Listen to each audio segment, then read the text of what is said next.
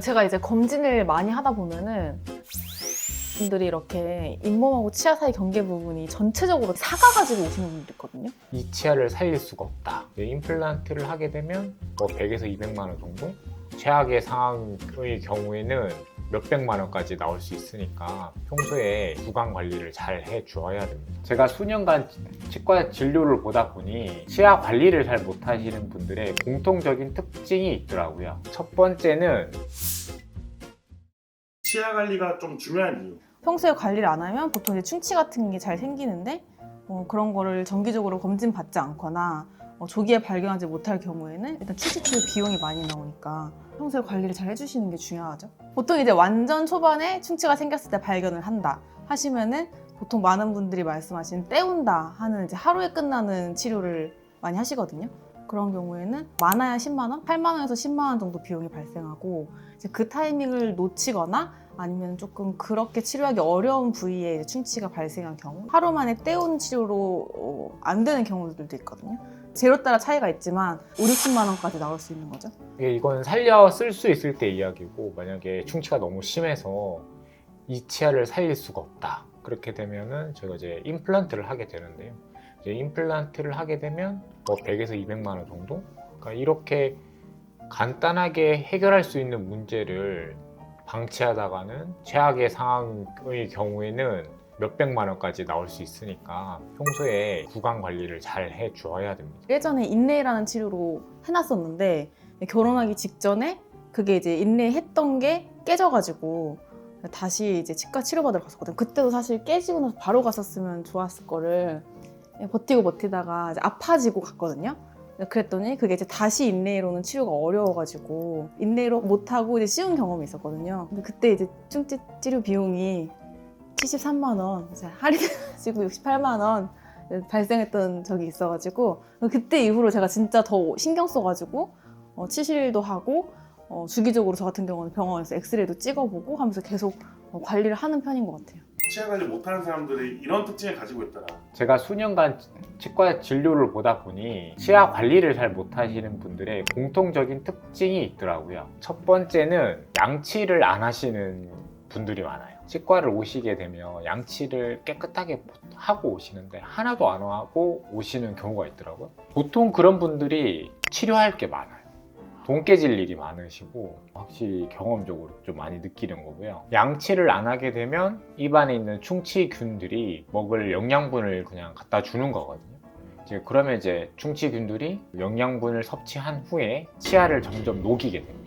그러면 충치가 계속 진행되게 되는 거죠. 중요한 건 뭘 먹으면 하는 거예요. 내가 뭘 먹었으면 그게 간식이더라도 바로 이제 양치를 하는 습관이 되게 중요하고 저도 이제 원장실에서 계속 양치하라고 말씀드리거든요. 양치했어? 이렇게 하면은 막 이러면 진짜 그래서 이 나이에도 나이 마흔에 그러니까 그렇게 바로 이제 양치해서 깨끗하게 이제 제거를 해내는 습관이 중요하고 두 번째는 잇몸약을 드시면서 버티는 분들이 계세요. 보통 이제 그런 분들이 나중에 참다 못해서 오시는데 잇몸이 안 좋다고 설명을 드리면 나 잇몸약 많이 잘 챙겨 먹는데 왜 안 좋냐고 라고 하시더라고요. 저희 아버지가 그러시더라고요.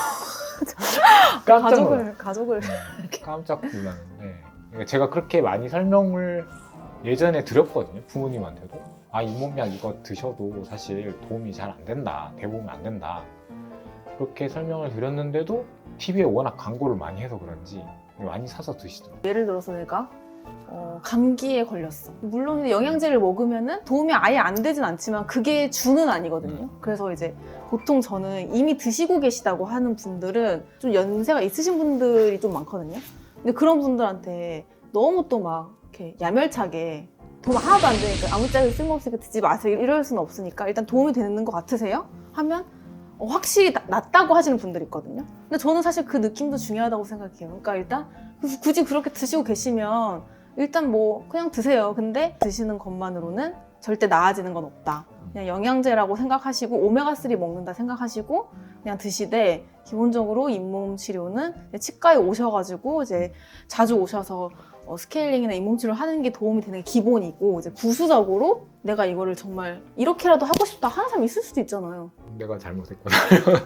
네. 그냥 효과가 별로 없다고 저는 그렇게 네, 생각하거든요. 맞아요. 그렇게 하는데 제가 그래서 네. 옆에서 고쳤거든요. 그걸 정정해줬어요. 그러니까 도움 안 되니까 드시지 마세요. 이렇게 하시더라고요. 그래서 제가 내가 도움이 된다고 느끼면 그 영양제라는 게 다 그런 거 아니겠어요? 내가 먹었을 때 컨디션 좀 좋은 것 같아.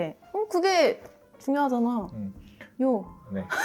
이게 잘 때 이를 가는 이갈이 습관이 있으시다던가 스트레스 받거나 긴장했을 때 이악 무는 습관이 있다든지 치아에 계속 무리한 힘을 가게 하는 구강 악습관이 있으신 분들도 보통 지나고 보면 치아가 뭐 겉에 단단한 부분이 다 깨져 있다든지 그래서 나중에 또 조금 차갑거나 뭐 단 게 닿아도 되게 싫어하실 정도로 치아가 평평하게 다 갈리신다든지 단금이 다 기스가 치아 전체에 나 있거나 그런 분들이 많죠. 네. 그래서 이갈이 있는 분들이 치아가 되게 나이 들어 있어요. 20대, 30대인데 이갈이 심하신 분이 와서 일반 저희가 치아만 보면 한 50대, 60대 느낌? 이갈이 경우에는 이제 평상시엔 저희가 이를 어떻게든 꽉꽉 물어도 몸이 알아서 조절하기 때문에 물지 못하는데 잘 때는 옆 사람이 빠드득 빠드득 가는 소리를 들을 수 있을 정도로 세게 하거든요. 이게 되게 안 좋습니다. 보면 유독 이렇게 치아가 많이 나이에 비해서 갈려있는 부분이 있으면 저희가 한번 체크를 보통 하게 됩니다. 저도 근데 되게 스트레스 받거나 힘든 일 있으면 저도 잘 때 이를 너무 악물어서 이를 악물다가 스스로 잠이 깰 정도로 이를 악무는 습관이 있거든요. 저도 근데, 있어요.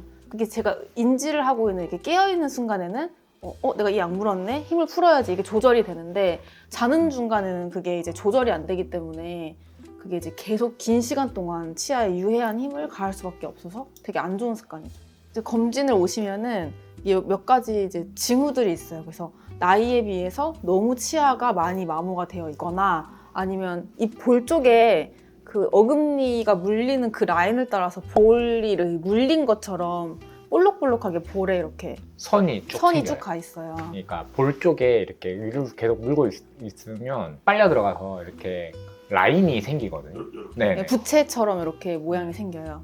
그래서 이제 그런 게 있으시다던가 아니면은 뭐 턱이 너무 아파서 찾아오신다던가 그런 분들이 이 가리가 있으신 분들은 자기가 그걸 아는데 그게 아니고 그냥 이를 악무는 습관만 있으셨던 분들은 그걸 잘 모르시는 경우가 있어서 보통 그런 경우에는 아무래도 이런 걸 보아하니 좀 이를 악무는 습관이 있으신 것 같은데 한번 평상시에 내가 긴장하거나 스트레스 받았을 때 뭔가 이를 악물지 않는지 한번 지금부터 유심히 한번 지켜보시라 이렇게 말씀을 드리긴 하죠. 이갈이가 심하신 분들에게 치료하는 방법 중 하나가 최근에 보톡스 맞았거든요.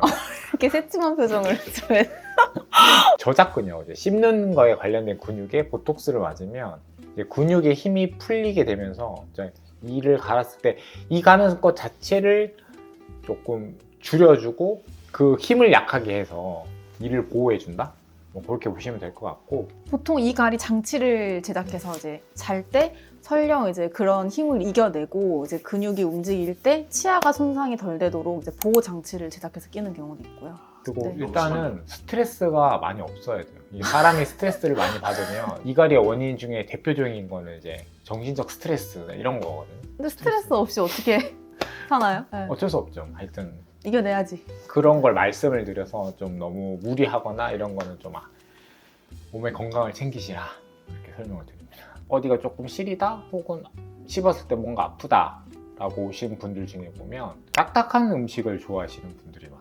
치아에 금이 가 계신 분들이 있거든요. 저는 보통 이렇게 설명드리는데 휴대폰의 액정에 이제 저희가 금이 간 경우에 이게 얼마나 터치가 될지 알 수가 없잖아요. 뭐 짧게는 뭐 내일부터 당장 그 휴대폰이 안 될 수가 있고 치아도 금이 간 경우에는 보통 길지 않거든요. 최대한 그 딱딱한 음식을 피해 주시는 게 좋습니다. 대표적으로 마른 오징어 좋아하시거나 삼겹살 드시다가 이 오돌뼈를 씹어가지고 저도 씹어 먹긴 하는데 그거 되게 안 좋습니다. 가거름 깨 드시는 분들 꼭 계세요. 혹은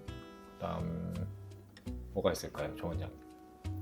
지가 다 말해놓고 아몬드, 호두 같은 견과류 같은 거 씹어 드시다가 혹은 잔멸치 같은 거 있잖아요. 볶은 거. 그리고 실제로 우리나라 김치나 나물 같은 거 찢어서 먹어야 되는 종류. 나물류도 실제로 치아에 되게 유해하다고 하더라고요. 질기거든요, 되게. 네, 으깨서 이렇게 먹어야 되는 애들도 네. 질긴 걸 드시게 되면 이제 치아를 아무래도 옆으로 비틀어서 먹게 되는 경우가 많거든요. 그러니까 딱딱딱 저희가 씹는 게 아니라 질긴 거는 맷돌 갈듯이 이렇게 갈게 되는데 옆으로 하는 힘에 치아가 되게 약합니다. 원래 이제 치아는 씹게 돼 있는 거지 옆으로 가려고만 힘을 되게 하면 치아가 약하거든요.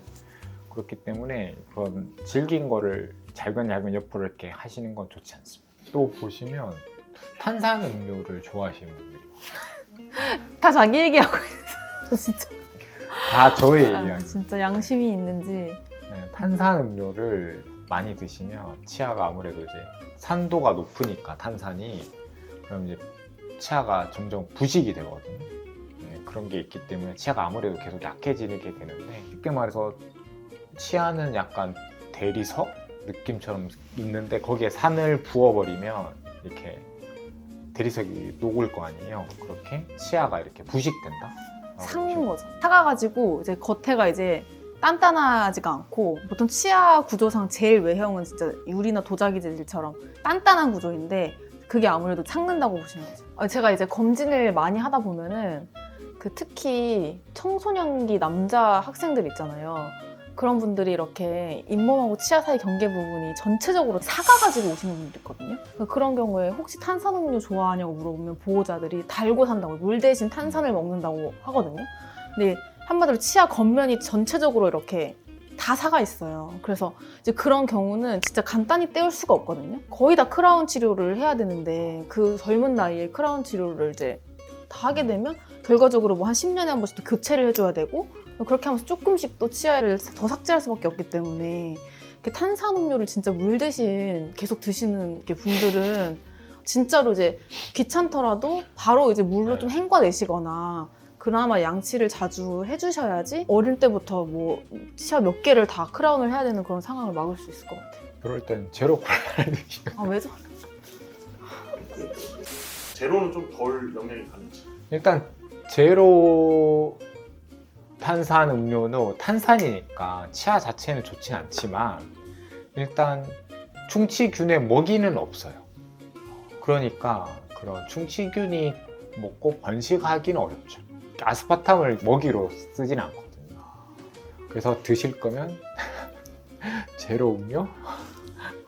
단 거를 먹으면 탄수화물을 충치균에게 제공하게 되는데 그게 영양분이 돼서 그거를 먹고 산을 내뿜게 됩니다. 그 산이 치아를 녹이게 돼서 충치가 생기는. 믹스커피도 요즘에 이제 스테비아 믹스커피가 많이 나옵니다. 그런 감미료가 그 당도가 되게 높다. 소량이라도 단맛을 많이 내거든요. 그래서 실제 양도 적을 뿐만 아니라 충치균도 이용을 못하는 거기 때문에 이왕 드셔야 된다면 믹스커피 그냥 말고 스테비아 믹스커피 드시는 게 차라리 낫지 않나 생각합니다. 안 먹을 수는 없잖아요. 그렇죠. 아니 그리고 저 같은 경우는 뭐 예를 들어서 그런 탄산 음료를 먹어야 된다. 그러면 뭐 빨대 같은 거를 좀 사용을 한다든지 뭐 아니면은 이제 아까 말씀드린 것처럼 바로 물로 조금 바로 헹궈낸다든지 양치를 좀 자주 한다든지 아니면 뭐 치과를 최소한 뭐 못해도 6개월에 한 번씩은 와서 충치가 작았을 때 바로 치료할 수 있게 한다든지 하는 대안이 있지만 그래도 이제 섭취 횟수를 줄이는 게 저라면 그럴 것 같아요. 근데 그렇죠. 횟수를 줄이는 거는 네. 인간된 맞아요. 도리로 그 정도는 해볼 수 있지 않나. 양치를 100% 완벽하게 잘 못하는 경우가 대부분이거든요. 그러니까 아무래도 횟수 자체를 줄이는 횟수 자체를 게 줄여주시는 게 더 충치 발생을 시키지 않는 방법이 될 것 같아요.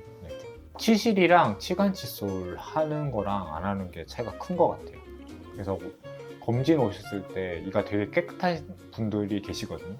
여쭤보면 보통 치실이나 치간칫솔 하는 경우가 되게 많으시더라고요.